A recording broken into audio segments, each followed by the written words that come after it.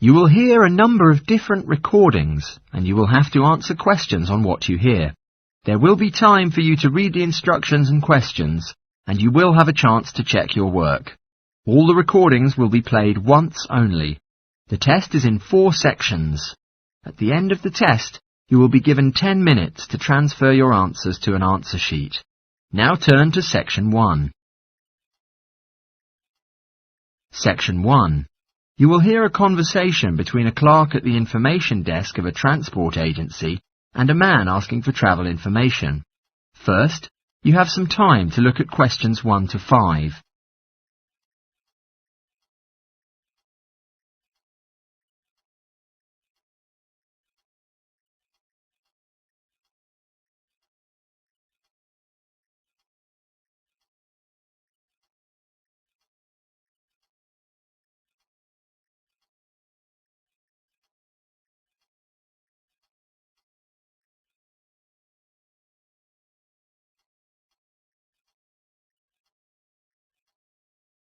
You will see that there is an example which has been done for you. On this occasion only, the conversation relating to this will be played first. Morning. Thanks for calling Metro Link. Is there anything I can do for you? Good morning. I would like to go to Harbour City tomorrow before 11 a.m. From Bayswater. Well, for Bayswater? Oh, no, from Bayswater, where I am currently living. But Harbour City is my destination. Sorry, that means Bayswater to Harbour City. Which mode of transport do you prefer? By bus or train? The destination is Harbour City, so Harbour City has been written in the space. Now we shall begin. You should answer the questions as you listen, because you will not hear the recording a second time. Listen carefully and answer questions 1 to 5. Morning. Thanks for calling Metro Link. Is there anything I can do for you? Good morning. I would like to go to Harbour City tomorrow before 11 a.m. From Bayswater. Well, for Bayswater? Oh, no, from Bayswater, where I am currently living. But Harbour City is my destination. Sorry, that means Bayswater to Harbour City. Which mode of transport do you prefer? By bus or train? In fact, I have no preference, only if it brought me to Harbour faster. Well, if you take an express train, you'll be right in Harbour within an hour from departure. Let's see. Yes, I recommend you to get on the 9:30 a.m. express. Sounds perfect. So, at which station should I get on the train? Helendale is the nearest station to you. Henlonsvale? Did you say that? No, Helendale. That's Helendale.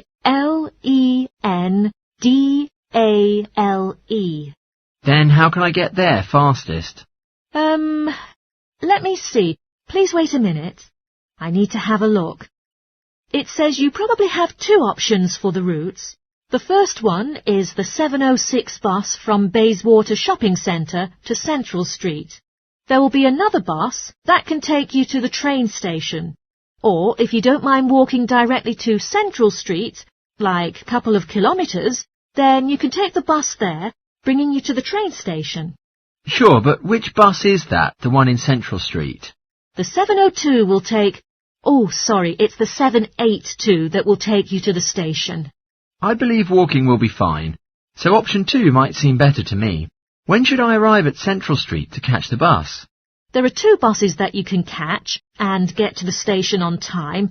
One just before 9 o'clock, one right after.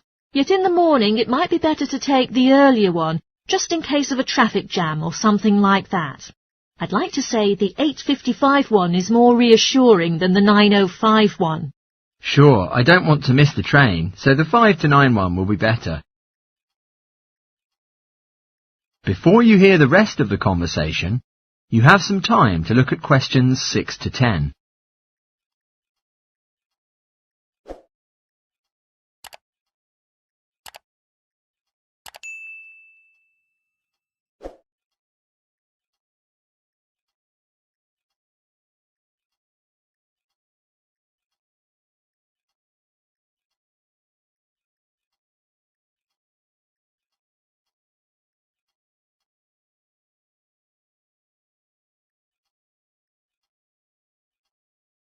Now listen and answer questions 6 to 10. One more thing. How much would the fares cost? Well, the bus is $1.80 in cash, and the train is $10 each way. But do you have a travel link card? No, but I may get one before tomorrow. All right. If you have the card, you can pay considerably less. The bus will cost you $1.50, and the train to Harbour... Sorry, wait, it will still cost you $10 because it is during rush hour in the morning, I'm afraid. Yet, if you could return at an off-peak time... What do you mean by that? All right. If you could begin your returning journey before 5 in the afternoon, or later than 7:45, 7:45 in the evening. In fact, my plan is that I won't start to go back home until 8 o'clock anyway. Then you can save a lot of cash using your travel link card. You did mention that you were planning to buy one, didn't you? Yes, today. Maybe later. I'll pick one up. It means with cash, it would cost you $10, but if with your card, you will only pay $7.15 for returning. Thank you. Is there anything else I can help you with? Yes. In fact, I would like to know if the Travel Link card supports ferry services. If the ferry services is Harbour City ferries that connect the northern and southern banks, then yes. They are commuter ferries. A one-way trip costs $4.50, but with the Travel Link card you will enjoy a 20% discount, and the cost will be $3.55. So, $3.55 for it. What about the tour boats? You mean those ferries going upriver on sightseeing tours for tourists? No, they do not belong to the Travel Link company, and they only take cash and credit cards. Oh, I see. So, I may believe that you might not know how much they cost for one tour? Actually, I do know. I took a friend to the trip upriver just last week. We decided to go on an afternoon tour, and it cost us $35 each. There is also a whole day option, costing $65. Thank you. You really helped me a lot. With pleasure. Do enjoy your trip. That is the end of section 1. You now have half a minute to check your answers.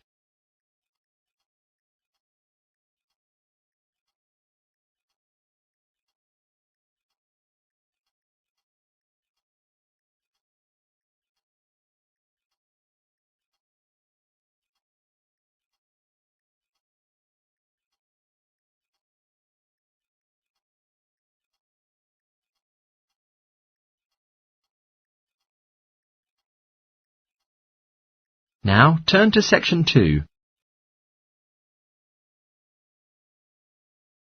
Section 2.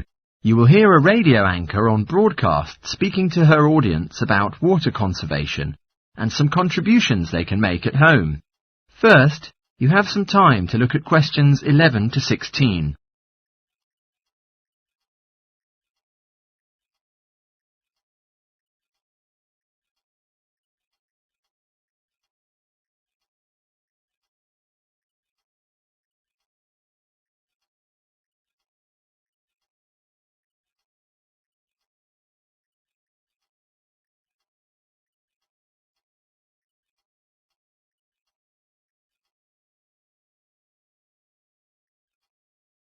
Now listen carefully and answer questions 11 to 16. Good morning, ladies and gentlemen. Thank you for returning to Action Radio. We are here talking about current affairs and global issues. I am Jill, and today our focus will be on discussing the very concerning issue of the significance of water conservation and how you can make your own contribution at home. The most universal wasted energy of all the domestic kinds is heat.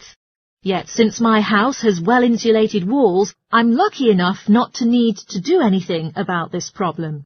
Yet, I still found out that a large amount of water was wasted owing to my way of life.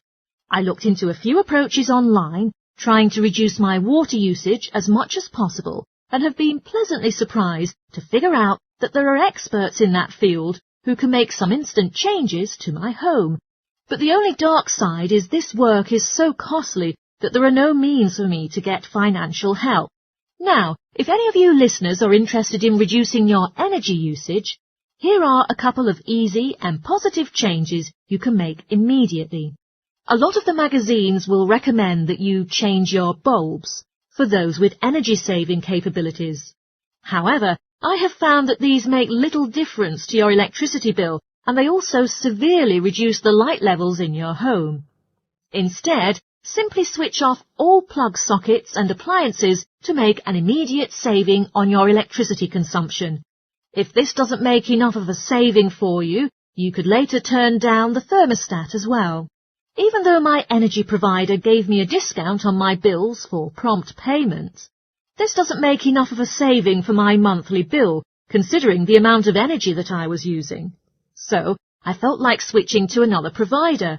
Not only could I make a considerable monthly saving, but also get other perks from the new company. The bills can now be paid online, for instance, which was a thrill to me because it saves me from driving to the bank. If our contract endures more than 1 year, they will also provide me with a deduction for all the energy-saving appliances I am currently using. Now, many of you listeners will have an electricity meter at home, so I'm very sure that all of you will know the problems associated with them. These meters can occupy a lot of room in your home and can be very unsightly if you cannot tuck them away in a cupboard. Mine is very large and it measures both gas and electricity usage. But it is nicely hidden in the coat cupboard, and I'm lucky enough to escape from accessing it easily.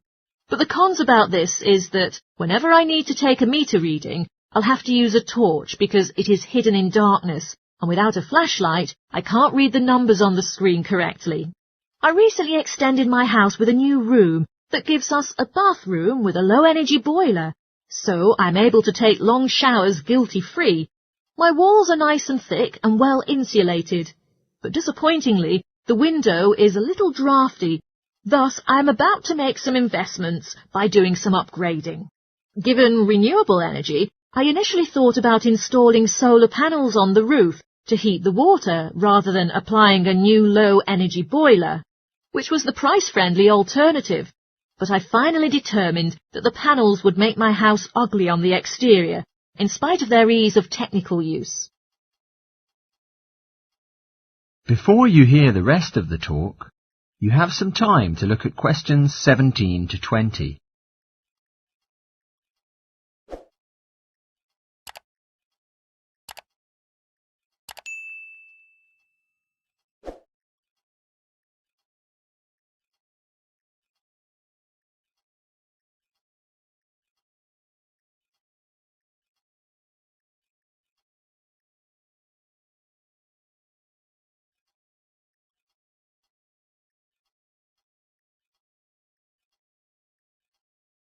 Now listen and answer questions 17 to 20.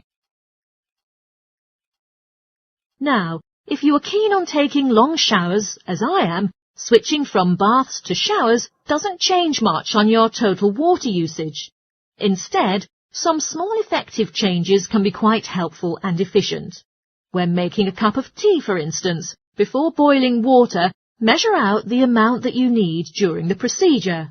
Also, when brushing teeth, use a cup of water instead of leaving the tap water running.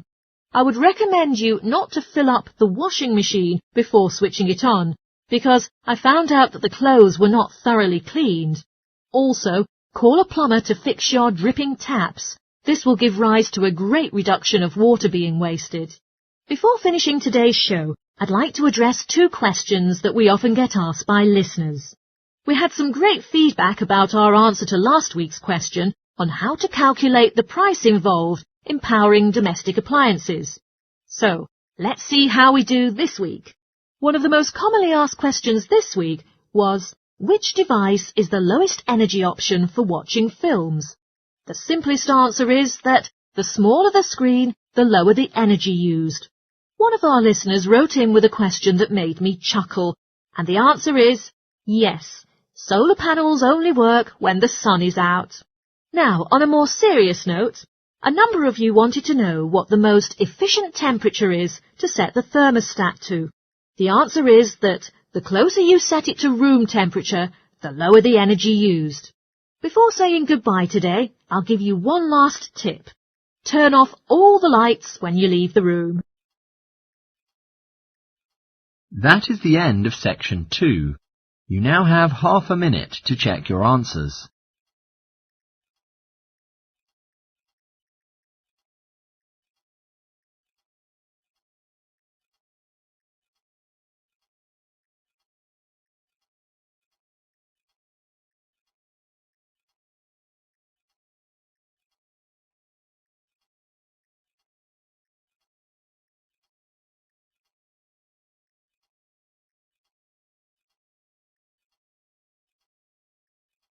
Now, turn to section 3. Section 3. You will hear two students called Tim and Jenny discussing their geography assessment they are going to take next week. First, you have some time to look at questions 21 to 25.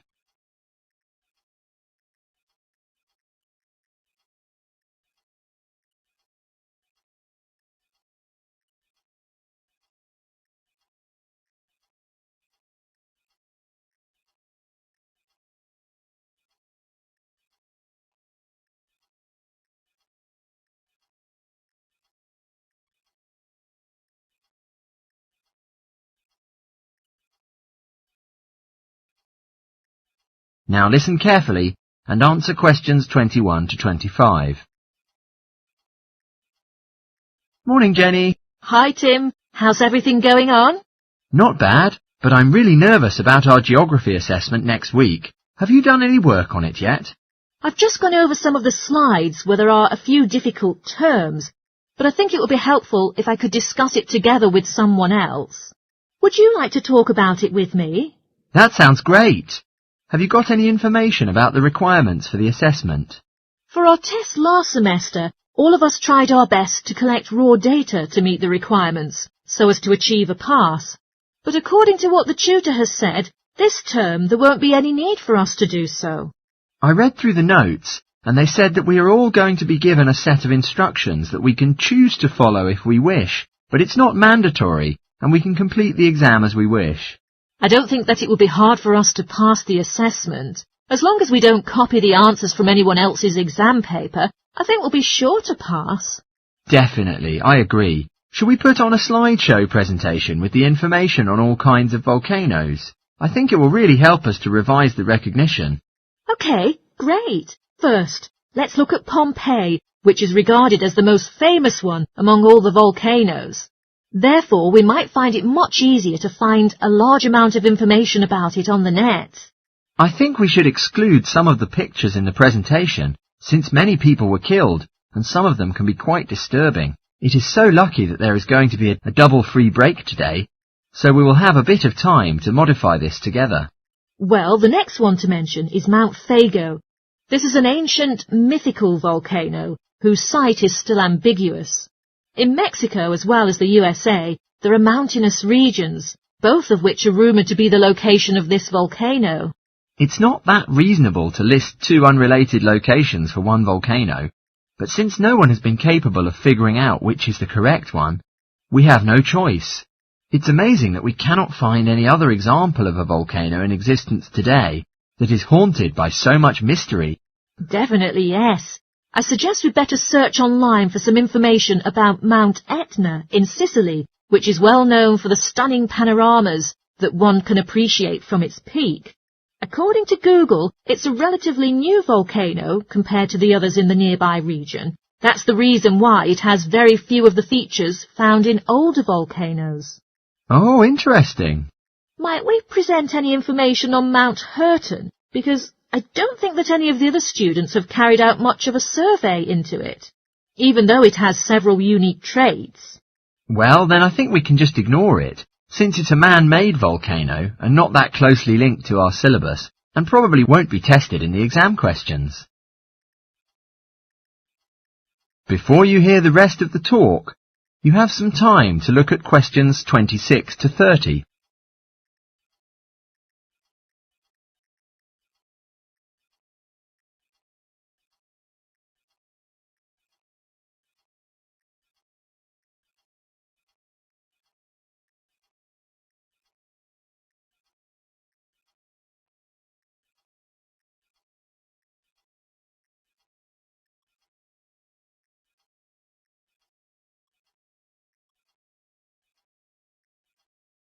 Now listen and answer questions 26 to 30. Have you got feedback from your tutor on your presentation last week?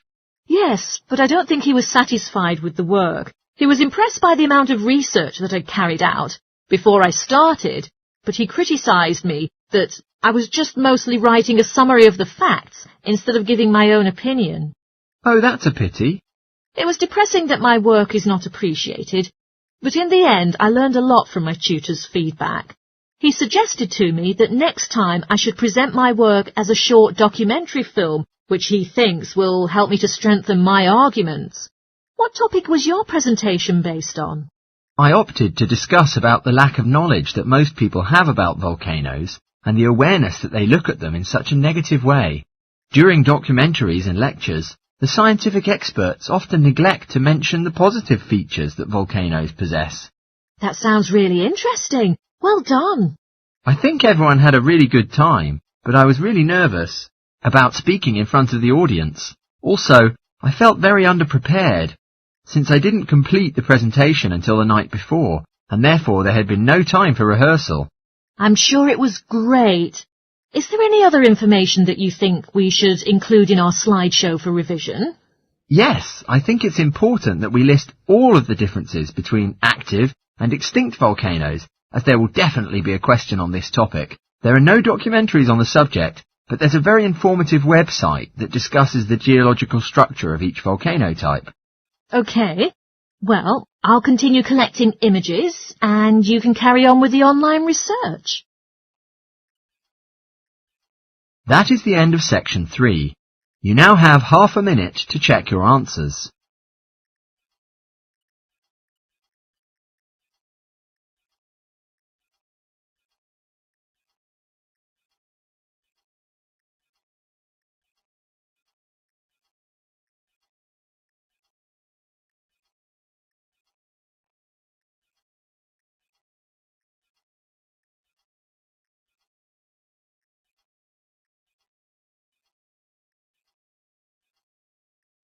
Now, turn to section 4. Section 4. You will hear part of a lecture in a zoology course talking about New Zealand birds and their protection. First, you have some time to look at questions 31 to 40.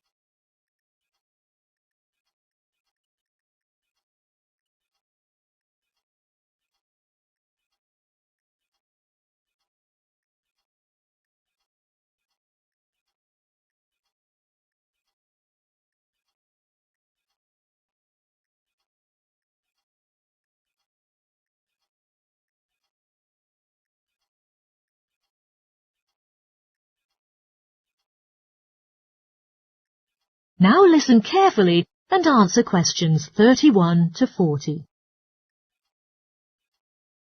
Ladies and gentlemen, good afternoon. In this session, we're going to talk about birds indigenous to New Zealand, delving into the facts and analysing methods of protecting these species from extinction. It may be a surprise to you to know that there are thousands of bird species that are endemic to New Zealand. In other words, they are rarely found anywhere else throughout the world. Because quite a large number of these birds make a living on a diet of freshly caught fish, they often nest alongside the coastline or follow the neighbouring river, if necessary, to track freshwater fish. Once they have mated, the female will collect twigs and pieces of debris to build nests where she can hatch her eggs under safe circumstances, out of the reach of predators. When the first immigrants landed on New Zealand, roughly 7 centuries ago, rats were carried on the ships with them. The rats flourished in the warm climate and gradually became a threat to the native bird populations, particularly to the flightless species. In 1984, researchers discovered that just 3 pairs of flightless bird species remained in existence, and that even these faced severe pressure. Now, New Zealand is a global pioneer in facilitating the recovery of severely endangered species from the brink of extinction. Every year, researchers conduct certain surveys aimed at monitoring the fluctuation in the levels of bird numbers and species living in New Zealand. Owing to migration patterns of a few bird species, it is far from easy to accurately estimate the bird numbers, since many may have flown to other regions in search of mates and warmer climates, and thus may not be included in the investigation. Probably there is a sensitive link between bird numbers and environmental influences, especially those closely linked to human activities. Routine activities such as farming or building houses can have a massive impact on the local populations. Forests that play a role of a habitat for thousands of birds can be entirely eradicated to produce fields for cropping or to provide wood for construction, which has a catastrophic impact. It is not only the activities of humans that threaten the living conditions of bird species, but the population of many predatory animal species has dramatically risen in New Zealand. One of these predators is the Mantani snake, which was introduced from Australia and has decimated the population of killdeer birds. These birds nest on the ground and often return to find their eggs have been devoured by the egg-eating snakes. One cannot dismiss, of course, the disadvantages that nature itself imposes on the survival of many bird species. Natural disasters such as storms can be devastating, tearing apart forests and leaving thousands of destroyed nests in their wake. Monsoons flood the rivers and often drown many of the flightless bird species that are unable to escape. Unfortunately, illegal hunting, which is the greatest threat to bird species in New Zealand, is nearly impossible to prohibit. Several bird species, which are going to be extinct, now appear on display at the National Zoo, and there is such a crucial need that urgent policies are adopted to protect them. The zoo recently employed an expert in bird protection, who strongly suggested that a guard should be employed to protect their birds from poachers. The expert also lays much stress on the fact that the birds can be haunted by quite a stressed situation where the public can approach them too closely, suggesting that the administration install a fence network to keep the public a safe distance away from the birds. In spite of this threat to birds in captivity, it is the freely roaming birds that are most at risk. Many efforts are being made to educate the public in terms of how they can contribute towards protecting birds that are living in the wild. Finally, research has indicated that one of the most feasible measures of keeping the public notified about the significance of protecting the bird population is through the media. I advise you all to read the related articles in specialist journals and also do some research on the internet. Everyone can make your own contribution if you put your mind to it. That is the end of section 4. You now have half a minute to check your answers.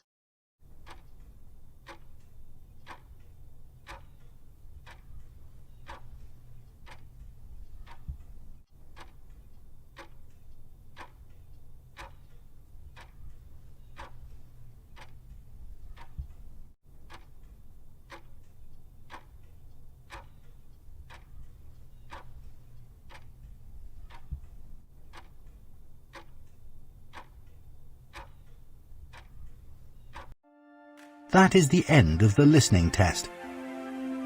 In the IELTS test, you would now have 10 minutes to transfer your answers to the answer sheet.